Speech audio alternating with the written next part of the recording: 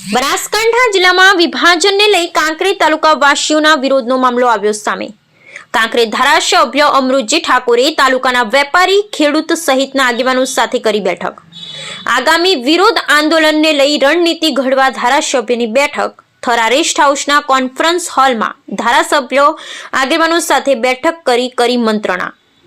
Bureau report Ramjibhai Raigor, Kankrej, Banaskantha. Banaskantha જિલ્લાને વિભાજન કરીને અલગ જિલ્લો બનાવ્યો છે। જિલ્લાને હું આવકારું છું, પરંતુ કાંકરેજ તાલુકાને જે થરાદ જિલ્લામાં સમાવેશ કર્યો છે એ યોગ્ય નિર્ણય નથી। કોઈપણ પ્રકારની ભૌગોલિક પરિસ્થિતિને જાંચ કર્યા વગર મનગઢ રીતે જે નિર્ણય લેવાયો છે એ નિર્ણયથી સમગ્ર કાંકરેજ તાલુકાની જનતામાં આક્રોશ છે, વેપારીઓમાં આક્રોશ છે, ખેડૂતોમાં આક્રોશ છે।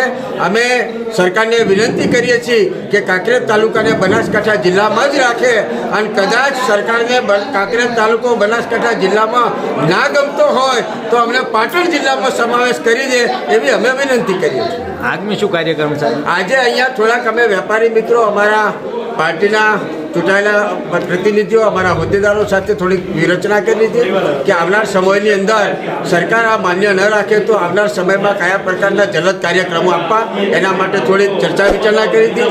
અત્યારે અમે થોડાક મિત્રો સાથે વેપારી મથક થરાની અંદર વિનંતી કરવા જઈએ છીએ કે ભાઈ આ સ્વયં જનતાનો લાગણીનો વિષય છે, એનો હિતનો વિષય છે, જેથી આવતીકાલે થરા સજ્જડ બંધ રાખો એવી વિનંતી કરવા જવાનું।